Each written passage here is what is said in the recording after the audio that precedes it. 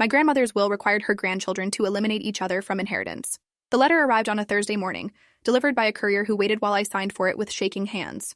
The envelope was thick cream paper with my grandmother's monogram embossed in gold, the same stationery she'd used for birthday cards and Christmas notes my entire life. Inside, her familiar handwriting covered 3 pages in careful script, each word deliberate and precise as everything else she'd ever done. My dearest Natalia, it began. If you are reading this, I have passed away and my attorney has begun executing my final wishes. What follows may shock you, but I assure you every decision has been made with careful consideration and deep love for all my grandchildren. I sat at my kitchen table reading those opening lines over and over, trying to understand why receiving a letter from my deceased grandmother felt like the beginning of something terrible. She'd died 2 weeks earlier at 91, surrounded by family in the mansion where she'd lived her entire adult life. The funeral had been elegant and somber, exactly as she would have wanted. I have watched each of you grow into remarkable young adults, and I am proud of the people you have become. However, I have also observed troubling patterns of entitlement and complacency among my grandchildren. You have grown accustomed to the comfort my wealth provides without truly understanding its value or the responsibility that comes with it. My stomach started churning as I read those words. Grandmother Evelyn had always been stern but fair, expecting excellence from everyone around her while providing unwavering support. She'd paid for private schools, college tuitions, and graduate programs for all 7 of her grandchildren without ever making us feel like we owed her anything. The idea that she saw us as entitled felt like a betrayal. Therefore, I have designed what I call the worthiness assessment. Over the next 6 months, you and your 6 cousins will participate in a series of challenges designed to test your character, intelligence, resourcefulness, and commitment to family values. At the end of this period, only 1 grandchild will inherit my estate in its entirety. The others will receive nothing. The words blurred as I stared at them, my coffee growing cold in my hands. This couldn't be real. Grandmother Evelyn had always preached about family unity and supporting each other. The woman who taught me to braid friendship bracelets and shared her secret recipe for apple pie couldn't have designed a system to pit us against each other. The assessment will be administered by my trusted attorney, Mr. Whitmore, who has detailed instructions regarding each phase. Your first challenge begins immediately and will test your response to this news. How you handle this information and interact with your cousins over the next 72 hours will determine your initial ranking. I dropped the letter and reached for my phone, scrolling through my contacts to find my cousin David's number. We were the closest in age and had always been allies during family gatherings. If anyone would help me make sense of this insanity, it would be him. Nat, thank God you called, David answered on the first ring. Did you get the letter? Please tell me you got the same insane letter I got. The worthiness assessment, I said, my voice barely above a whisper. She wants us to eliminate each other from inheritance. David, this can't be real. I'm sitting in my car outside Whitmore's office right now. I drove here as soon as I finished reading it. The receptionist confirmed he's expecting all 7 of us to schedule individual meetings this week. She wouldn't tell me anything else, but Nat. She looked at me like she pitied me. The reality of the situation started sinking in as I heard the strain in David's voice. This wasn't some elaborate joke or misunderstanding.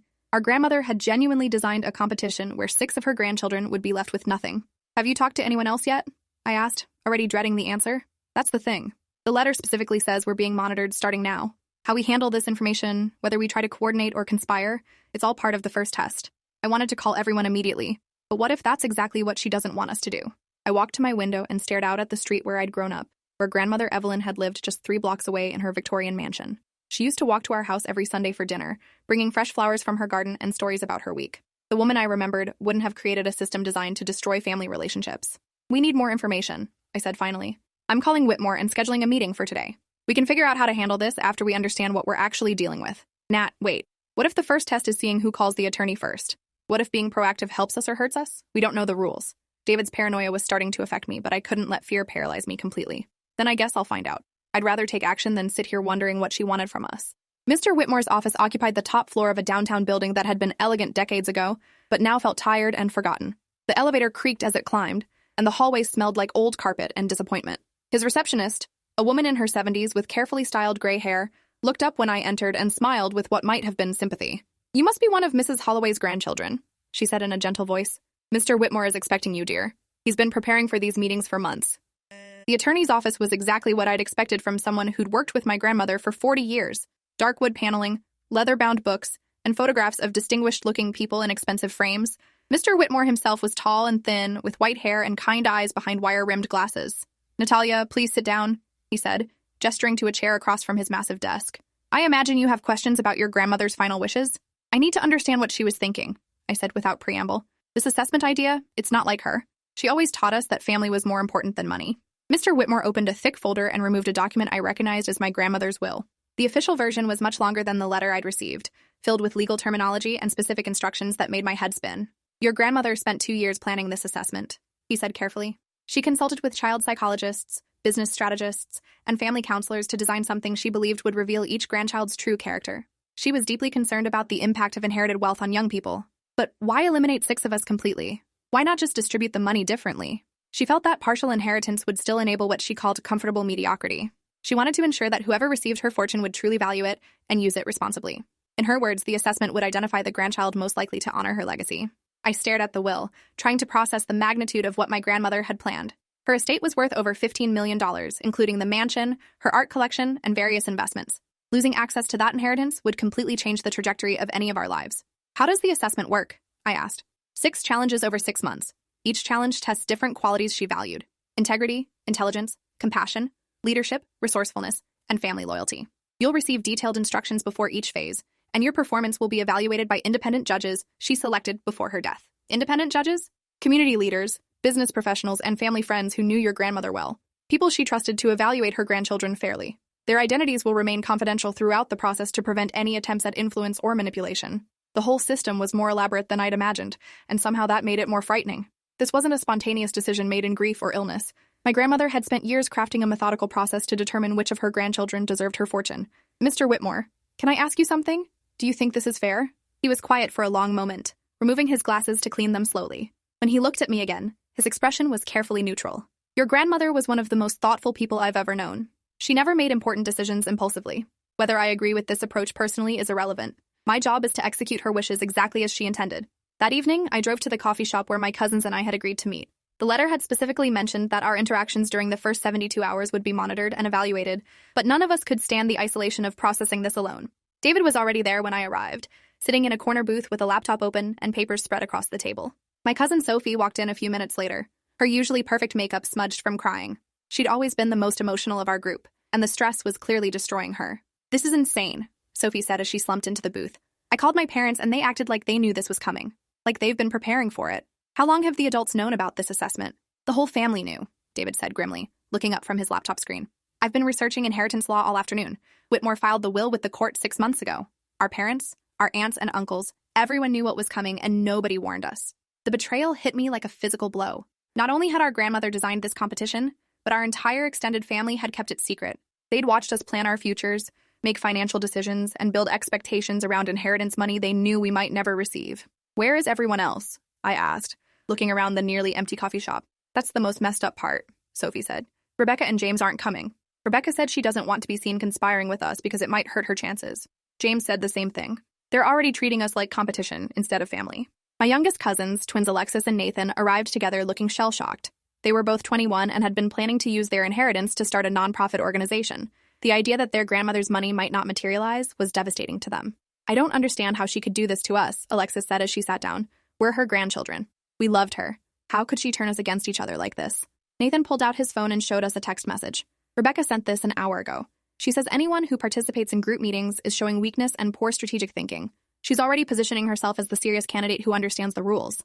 The text was cold and calculating, nothing like the Rebecca I'd grown up with. She'd always been competitive, but she'd also been loyal to family. The assessment was already changing how we saw each other and how we saw ourselves. "What do we do?" Sophie asked. "If we work together, are we breaking the rules? If we don't work together, are we abandoning each other?" "I think that's exactly what she wanted," David said. "The first test is seeing how we handle this impossible situation. Do we maintain family bonds, or do we immediately start competing?" Over the next 2 hours, we tried to figure out a strategy that would allow us to preserve our relationships while still participating in the assessment. It quickly became clear that any cooperation would disadvantage all of us compared to cousins who were willing to play the game ruthlessly. "Maybe we should just refuse to participate," Alexis suggested. "If none of us play along, she can't divide us.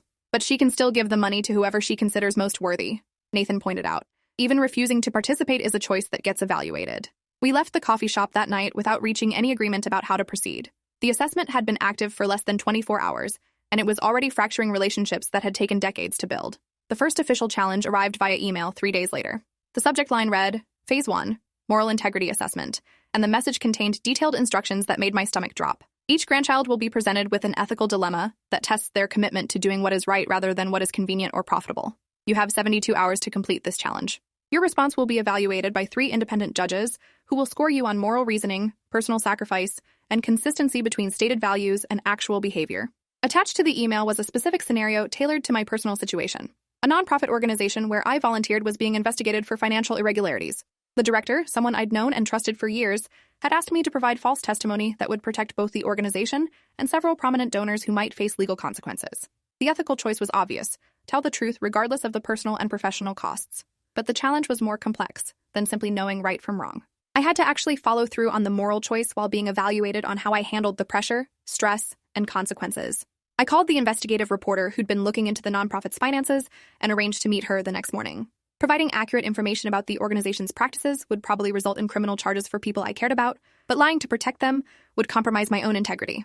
The meeting took place in a downtown diner where the reporter, a woman named Kelly Vaughn, listened carefully as I explained what I'd observed during my volunteer work. She asked detailed questions about financial records, donor interactions, and management decisions that painted a clear picture of deliberate fraud. "You understand this information will likely result in federal charges," Kelly said as she closed her notebook. "The people you're testifying against won't appreciate your cooperation." "I understand," I said, though my hands were shaking as I spoke. "It's still the right thing to do." 3 days later, the nonprofit's director and 2 board members were arrested on embezzlement charges. My name appeared in several news articles as a key witness, and I received angry phone calls from donors who felt I'd betrayed their trust.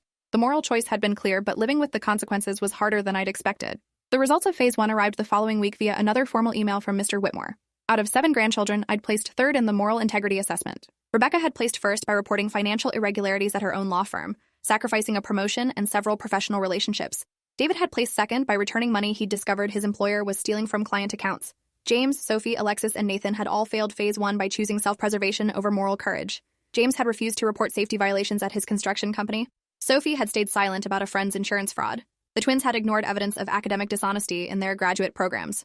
"Performance in Phase 1 affects your starting position for subsequent challenges," the email explained. "Grandchildren ranked in the bottom half will face increased difficulty in future assessments." The scoring system was designed to be cumulative and punitive. Early failures would make later success nearly impossible, while early success would provide significant advantages. My grandmother had created a system where falling behind quickly became insurmountable. Phase 2 began the following Monday with an intelligence and problem-solving assessment that required each grandchild to complete a complex business scenario within 1 week. We were given identical startups to manage virtually, with detailed financial projections, market research, and competitive analysis to consider. The twist was that our virtual companies were designed to interact with each other. Decisions made by one grandchild would directly affect the other's performance, creating opportunities for both cooperation and sabotage. Success required not just business acumen, but strategic thinking about family dynamics. Rebecca immediately began trying to manipulate the market conditions to disadvantage other companies. She launched aggressive pricing strategies, poached virtual employees from competitors, and spread negative publicity about products developed by her cousin's companies. David tried to organize a cooperative approach where all 7 companies would benefit from shared resources and coordinated strategies. But cooperation required trust that Rebecca and James had already destroyed through their competitive behavior. I decided to focus on building the strongest possible company independently while remaining open to mutually beneficial partnerships. It was a moderate strategy that avoided both Rebecca's ruthless competition and David's naive cooperation. The results were revealing in ways that went beyond business performance. Rebecca's company achieved the highest profits, but only by destroying market conditions for everyone else. David's company failed completely because he kept sacrificing his own success to help cousins who didn't reciprocate. My moderate approach earned 2nd place, while the twins and Sophie struggled with the basic business concepts. Phase 2 reveals each grandchild's approach to competition, cooperation, and strategic thinking, Mr. Whitmore explained during our follow-up meeting. "Your grandmother was particularly interested in seeing how you would balance family loyalty with personal success." "What did she want us to do?" I asked. "Cooperate and fail? Or compete and destroy each other?" "She wanted to see who would find a third option. Someone who could succeed individually while maintaining ethical standards and family relationships. So far, only you and Rebecca have demonstrated that capability, though with very different approaches." After 2 phases, Rebecca led with 94 points, I was 2nd with 87 points, and David had dropped to 3rd with 79 points. The twins were tied for 4th with 71 points each. Sophie had 68 points, and James was in last place with 65 points. The rankings were posted on a private website where we could track our progress relative to each other. Seeing our names arranged in that hierarchy made the competition feel more real and more destructive. We were being ranked like contestants on a game show rather than grieving grandchildren. Phase 3 was the compassion assessment, and it arrived with instructions that made me question everything I thought I knew about my grandmother's values. Each grandchild will be given an opportunity to demonstrate genuine compassion through personal sacrifice for others. The specific situation will test whether you prioritize the welfare of strangers over your own comfort, convenience, or success. This assessment cannot be faked or performed for credit. My challenge involved volunteering at a homeless shelter during a particularly brutal winter week when the facility was overwhelmed with people seeking warmth and safety. The work was physically demanding, emotionally draining, and completely unpaid. I had to cancel several important meetings and postpone a job interview to meet the time requirements. But something strange happened during those 5 days of intensive volunteer work. I started remembering why my grandmother had always emphasized service to others and social responsibility. She'd never just talked about helping people, she'd actually done it, donating both money and time to causes she cared about. Working alongside people experiencing homelessness, I began to understand the perspective my grandmother might have wanted us to develop. The inheritance assessment wasn't just about determining who deserved money. It was about ensuring that whoever received her fortune would use it responsibly to benefit others. "You seem different," David said when we met for coffee after Phase 3 results were announced. "More serious, maybe, or more focused." "I think I'm starting to understand what she was trying to teach us," I admitted. "Not just about money, but about responsibility and purpose." David had struggled with the compassion assessment, placing 5th overall and falling further behind in the cumulative rankings. The stress was clearly affecting him, and I could see the same exhaustion in Sophie and the twins. Only Rebecca and I seemed to be thriving under the pressure. "Rebecca's becoming someone I don't recognize," David continued. "She's been calling other family members, trying to get information about the judges, researching their backgrounds and interests. She's treating this like a political campaign instead of a character assessment." The change in Rebecca was disturbing to all of us. She'd always been ambitious, but the assessment had amplified her competitive instincts until they overshadowed everything else about her personality. She'd stopped responding to text messages from cousins and avoided family gatherings where she might be seen fraternizing with the competition.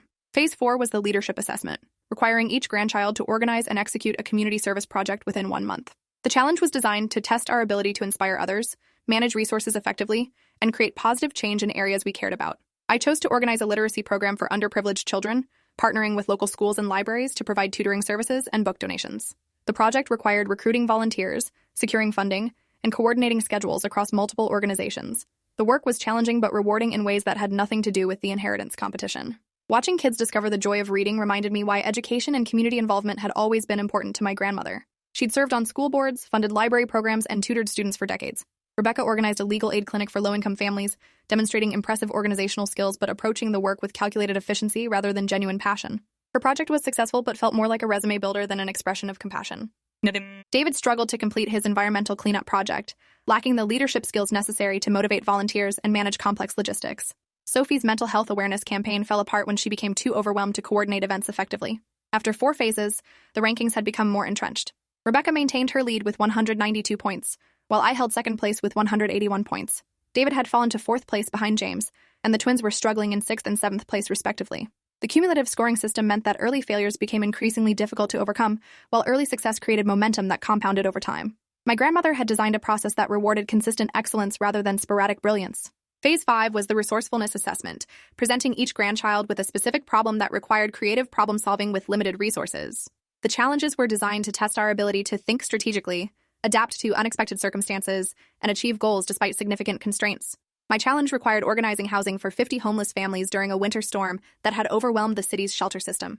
I had 72 hours, a budget of $5,000, and access to a network of contacts, but no guaranteed cooperation from any organization or individual. The solution required combining multiple approaches, negotiating with hotels for discounted rooms, organizing temporary housing with faith communities, coordinating meal services through restaurant partnerships, and managing transportation to ensure families could reach available beds safely. The work was exhausting and stressful, requiring constant communication with dozens of people while adapting to changing circumstances and unexpected problems. But it was also deeply satisfying in ways that surprised me. The skills I'd developed through 4 previous assessments were finally combining into something that felt like genuine leadership capability. Rebecca's resourcefulness challenge involved organizing disaster relief after a major apartment fire displaced 40 families. She approached the problem with characteristic efficiency, creating systematic processes for everything from temporary housing to insurance claims assistance. But I began noticing something troubling about Rebecca's approach to the challenges. She was achieving impressive results, but her methods were becoming increasingly manipulative. She'd started using emotional appeals and personal relationships to gain advantages that other grandchildren couldn't access. During a brief encounter at Mr. Whitmore's office, I overheard Rebecca on the phone with someone she addressed as Judge. She was discussing her disaster relief project in terms that suggested she knew the identity of at least one assessment evaluator. "Rebecca's been researching the judges for months," David confirmed when I mentioned my concerns. "She figured out who they are by cross-referencing community leaders my grandmother worked with and analyzing evaluation patterns from early phases. She's tailoring her performance to what she knows they want to see." The revelation was disturbing but not entirely surprising. Rebecca had always been willing to bend rules to achieve her goals, and the inheritance assessment provided strong motivation for increasingly aggressive tactics. "Are you going to report her?" David asked.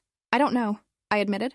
"If she's found out about the judges through legitimate research, I'm not sure it counts as cheating, but it definitely feels like she's violating the spirit of what grandmother wanted." Phase 6, the final assessment, was scheduled to begin the following Monday. The email announcing it contained more detailed instructions than any previous challenge, along with a warning that made my stomach clench. The family loyalty assessment will test each grandchild's commitment to honoring relationships and maintaining trust, even under extreme pressure. This final phase carries double weight in the overall scoring and has the potential to completely change the rankings based on performance. The specific challenge required each grandchild to make a choice between personal advancement and family welfare. We would be presented with an opportunity to significantly boost our own assessment scores by providing information that would damage other grandchildren's chances. My challenge arrived as a phone call from someone identifying herself as Dr. Patricia Mullins, one of the independent judges evaluating the assessment. She explained that she had concerns about potential rule violations by other grandchildren and was offering me the opportunity to provide information about any unethical behavior I'd observed. Specifically, we're investigating whether any participants have attempted to identify or influence assessment judges, Dr. Mullins said. Your cooperation in this investigation could significantly improve your final ranking. The offer was exactly what I'd expected after discovering Rebecca's research into the judges' identities. This was my opportunity to report her rule violations and potentially secure the inheritance for myself. All I had to do was betray my cousin. I need time to think about this, I said. Of course. You have 24 hours to decide whether you want to cooperate with our investigation. I spent that entire night walking around my neighborhood, trying to figure out what my grandmother would have wanted me to do. The decision seemed simple on the surface. Report Rebecca's cheating and win the inheritance fairly. But something about the situation felt wrong. If my grandmother had truly wanted us to betray each other for money, why had she spent years teaching us about family loyalty and supporting each other? The woman who'd helped me through my parents' divorce and celebrated every small success couldn't have intended for her grandchildren to destroy each other. The next morning, I called Dr. Mullins and declined to provide information about other grandchildren's behavior. Even if providing that information would improve your chances of inheritance? She asked. Especially then, I said. My grandmother taught me that family loyalty matters more than money. The final assessment results were scheduled to be announced at a family gathering the following Sunday. All 7 grandchildren were required to attend, along with our parents and Mr. Whitmore, for the reading of the official results and distribution of inheritance. I arrived at my grandmother's mansion that afternoon feeling strangely calm despite months of stress and competition. The house looked exactly as it had during childhood visits, filled with antique furniture, family photographs, and the scent of her favorite lavender candles. Rebecca was already there when I arrived, looking confident and polished in an expensive suit that probably cost more than my monthly rent. She'd clearly expected to win and dressed for the victory celebration she anticipated. David, Sophie, and the twins arrived together, looking resigned to disappointment but grateful that the ordeal was finally ending. James came alone and immediately isolated himself in a corner, apparently having given up entirely during the final phases. Mr. Whitmore stood at the front of the living room with a thick folder containing the final assessment results. The independent judges had submitted their evaluations and the cumulative scoring had determined which grandchild would inherit my grandmother's entire fortune. Before I announce the results, Mr. Whitmore began, I want to read a final letter your grandmother wrote to be shared at this moment. He opened an envelope with my grandmother's familiar handwriting and began reading her words aloud to our assembled family. My dearest grandchildren, if you are hearing this letter, you have completed the worthiness assessment I designed to test your character, intelligence, compassion, leadership, resourcefulness, and family loyalty. I want you to understand that this process was never really about determining who deserves money. Confusion rippled through the room as we tried to process what she was saying. The assessment was designed to teach you lessons I feared you might not learn otherwise. Lessons about the corrupting influence of inherited wealth, the importance of earning what you receive, and the danger of prioritizing money over relationships. Rebecca's confident expression started to falter as the implications of my grandmother's words became clear. Therefore, I am pleased to announce that every grandchild who participated in the assessment with integrity and maintained their commitment to family loyalty will receive an equal share of my estate. The money has been held in trust for 6 months while you demonstrated your values through your choices. The room erupted in surprised voices as we tried to understand what had actually happened. There had never been a single winner. The entire competition had been an elaborate test designed to teach us lessons about money, family, and character. However, Mr. Whitmore continued reading, any grandchild who attempted to cheat, manipulate judges, or betray family members for personal gain has forfeited their inheritance entirely. Rebecca went completely white as she realized what this meant for her systematic rule violations and manipulation of the assessment process. Based on the judges' evaluations, 6 grandchildren will inherit equal shares of my estate. Rebecca Morrison has been disqualified for multiple ethical violations, including judge identification, manipulation of assessment conditions, and attempted bribery. The irony was devastating and perfect. Rebecca had been so focused on winning the competition that she'd lost sight of the values my grandmother had actually been testing. Her superior performance in individual challenges meant nothing compared to her failure in the one area that mattered most, maintaining integrity under pressure. Additionally, each grandchild will receive a personal letter explaining what your grandmother observed about your character development during the assessment and her hopes for how you will use this inheritance responsibly. My letter, delivered privately after the family gathering ended, contained words that brought tears to my eyes and helped me understand the woman who'd raised us with such intentional love. Natalia, you demonstrated exactly the balance of strength and compassion I had hoped to see in my grandchildren. You competed when necessary, cooperated when possible, and never sacrificed your integrity for advantage. Use this inheritance to build the kind of life that honors our family's values while creating positive change in the world. 6 months after my grandmother's death, I finally understood that her greatest gift to us had never been money. It was the knowledge that we could trust ourselves to make difficult choices, support each other through challenges, and remain true to our values even when the stakes were high. The inheritance allowed me to start the literacy nonprofit I'd dreamed about for years, working with the same communities I'd discovered during the assessment. Rebecca eventually moved across the country and cut contact with the family entirely, unable to forgive herself or us for the choice she'd made. But the rest of us grew closer through the experience, understanding that the bonds between us were worth more than any amount of money our grandmother could have left behind. Thanks for watching till the end. Make sure to subscribe and like to not miss the next story.